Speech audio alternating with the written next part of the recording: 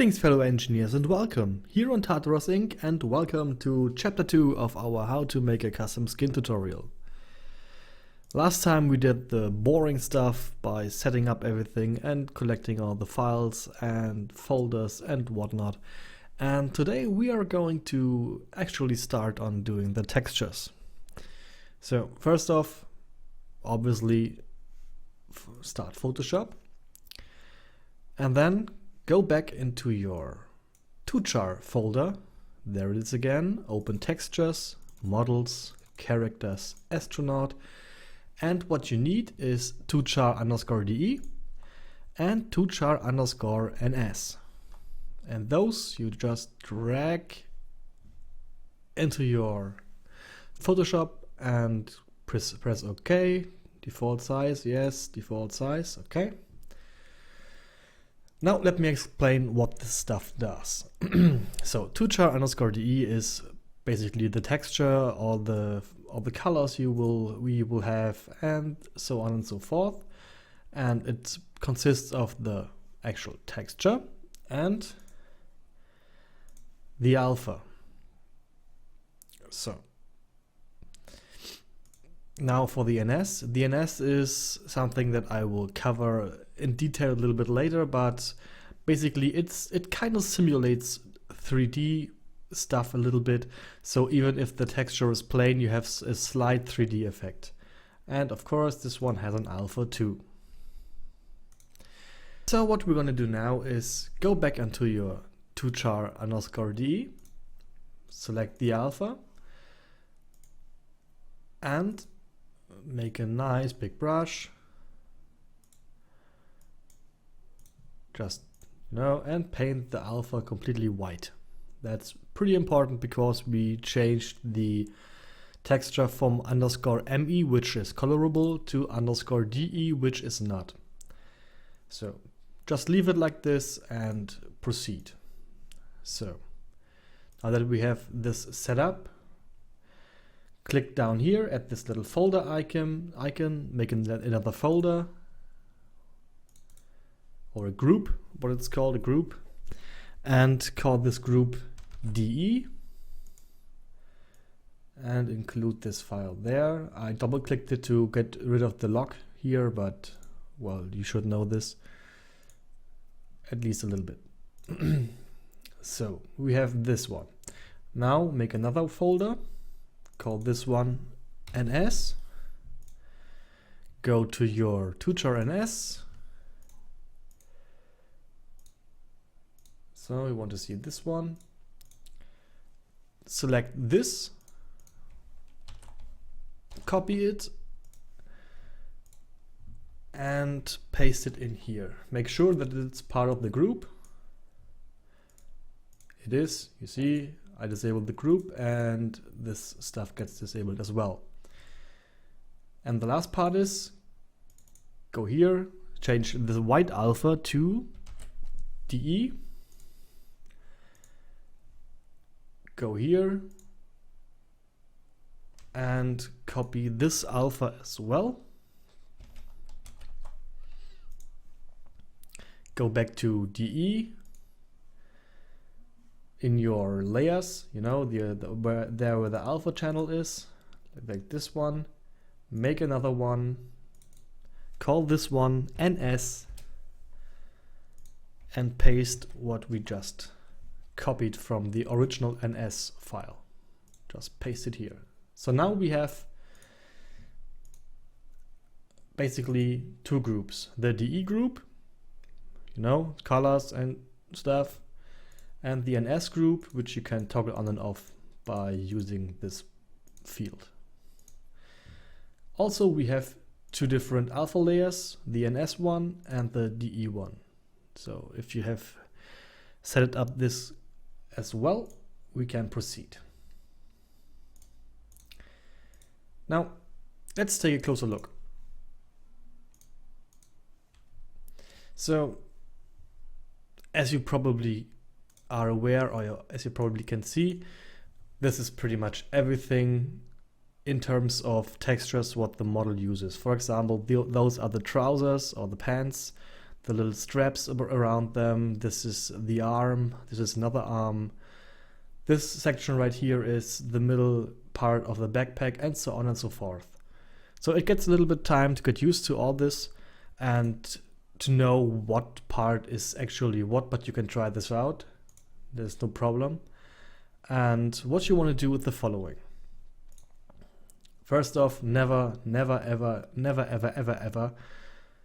use this layer to paint on it, because, well, if you screw up, you can't fix it anymore. Just make a new layer like this. And for example, I want my helmet to be, I don't know, pink. No, pink is not good. Let's take green. A green like this. So let's see. The helmet is this part, and this part. Just roughly paint it, paint over it. You know, it's just for demonstration purposes at the moment. Of course, if you do this, this should be a little bit more refined. But yeah, for now that's enough. So I'm just want to show you how this is done. Okay, so take a look if it somehow interferes with other textures, and if it does, I prefer to take the lasso and just delete the sections which interfere with other textures here as well. Just really quick, just to show you guys what I'm talking about. Okay, and here as well. Okay, so in that case, we just made the helmet green. Now, what you want to do now is the following. First off, make sure the NS group is deactivated, so it looks like this. Then go to channels, make sure that the DE layer is on top, or is the first one after the red, green, and blue ones, like here, like it is at this instance. Okay, and then hit save, and you should be, you can check it here, you should be in your 2char astronaut models texture stuff folder. That's okay. Rename this one like, I don't know, 2char source, so you have the Photoshop file to work on it and to save it. Yeah, explosion, nice. I don't know if you heard it. Sometimes I feel like I'm in a war zone. Just idiots. Okay. And now what you want to do is hit save again, or save as in this case, and under format or file choose DDS. Okay. Then you search for your 2char_DE, which is here, that one, and simply override it. Okay, you will get a warning that you are using more than one alpha layer, but if the alpha layer is called DE, that's okay. So make sure it's set to this value right here, because on a previous tutorial I watched, it wasn't mentioned, and I was wondering why my textures looked so bad. Just this one. Just set it to this one and hit save. This will take a few moments, and well, just wait for it. Just wait for it. Okay, we are done. And now what we're going to do now is actually we are going to fire up Space Engineers, and I will see you guys then. Okay, and we're now in game. So I already set up a world, but usually if you don't have a world to test stuff like this, just make a new world, creative, and a platform. It doesn't really matter, just make sure that it's creative. So what you want to do now is, I have this world, 2char, and edit settings, mods, Keep for the loading. I have a lot of mods, as you guys know. Yes. Okay. And as you can see here, you have your folder tochar in active mods. That's basically what you do. You look at this side, look for the folder you created, and drag it into here. So it's an active mod. Press OK. OK. And load up the world. And then we will see if our helmet is actually green. Okay, there we are. So you go to a medbay, look for your char, which is here, tochar. Yes, okay. And you can see, just gonna go into spectator mode, the helm is green. Well, success. And of course, this is working as well, and you can take the helmet off as well. So we are back in Photoshop, and well, you might say, yeah, but you know, painting something just in one color is a little bit, it's boring, you know, it's boring. Well, that's true. That's true. Just gonna close this one because we don't need it anymore. That's true. So, and because of that, I'm not really using just colors, but actually using real textures. And for this, there are some pretty cool sites you can, or websites you can go to and choose from. And of course, I will put them in the description as well, but let me just show you around a little bit. Let's start right here. This is textures.com, formerly CG Textures, and it's basically a site that I use for a few years now, because the textures you can get there for free are actually pretty decent. For example, you could go to metal, you know, and say, okay, I want a little bit of bronze or copper. And then you could choose from something like this, you know, whatever you like, wherever you think the color of the texture is good for you.